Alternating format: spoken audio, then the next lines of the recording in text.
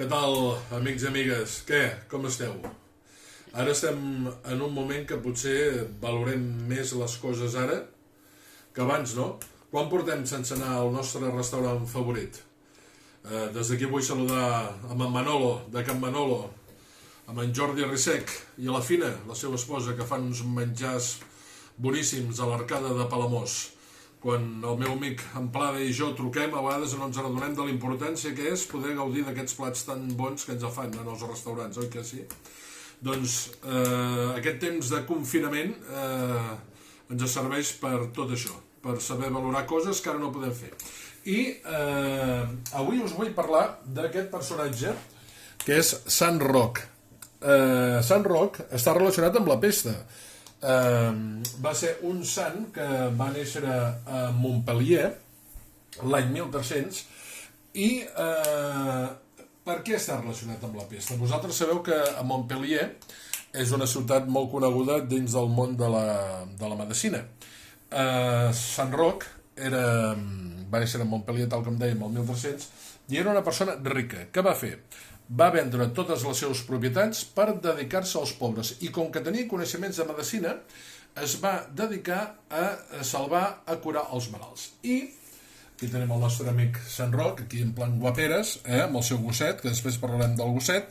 Se'n van a fer el pelegrinatge. Abans era costum anar a Roma, des de totes les ciutats anaven a Roma. I ell va anar de Montpellier fins a Roma i va passar per aquesta ciutat que es diu Acquapendente.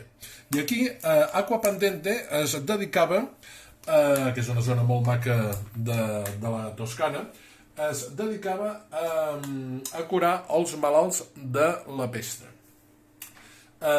Doncs com que es dedicava a curar els malalts de la pesta, què li va passar? Doncs que es va encomanar de la pesta. I en el seu pelegrinatge va anar a parar a Piacenza i aquí no va poder més i el que va fer va ser confiscar-se, imagineu-vos, en un bosc. I allà en el bosc ell estava sol en una espècie de cabanya i es curava allà de la malaltia. Va tenir la gran sort que un gosset, per no morir-se de gana, li portava cada dia un panet. Diuen que aquell panet eren millors que els de Viena, imagineu-vos. I d'on te sortia aquest panet? Doncs resulta que hi havia un senyor molt ric en aquesta ciutat de Piacenza que es deia Gottardo Palastrelli, que tenia aquest gosset de mascota, d'acompanyant, i com que li agradaven molt els panets sempre en comprava, no? I el gosset cada dia li treia el panet i se n'anava. I un dia estranyat va dir, doncs jo vull saber on va el meu gos cada dia. I perseguint-lo, se'n va adonar que anava el gos a portar-li el panet amb el bon amic Sant Roc perquè no es morís de gana. I a part hi ha una llegenda molt maca que Sant Roc tenia aquí una llaga i el gosset li llepava la llaga i es va curar de la llaga. Doncs per això Sant Roc és el patró dels gossos i en especial el gos de Sant Roc. El gos de Sant Roc és el patró dels gossos. Sant Roc es va salvar de la pesta, diuen que el va curar un àngel, i després el propietari del gos, en Gottardo Palastrelli i Sant Roc varen decidir anar de pelegrinatge en pelegrinatge anunciant l'Evangeli de Jesús i també curant malalts.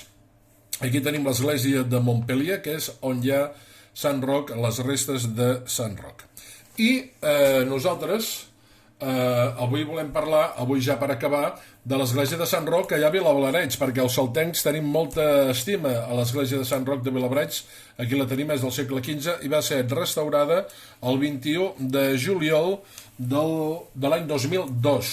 Aquí podem veure l'interior, aquí podem veure el gosset amb el pa, aquí podem veure la plec, aquí els torrons de mer que són boníssims, són molt típics, els torrons de Sant Roc que els fan els de mer.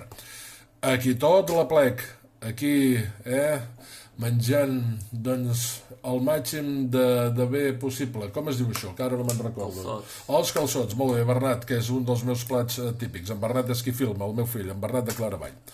En fi, aquí tenim Sant Roc, patró dels gossos, i que ha estat relacionat amb la pesta.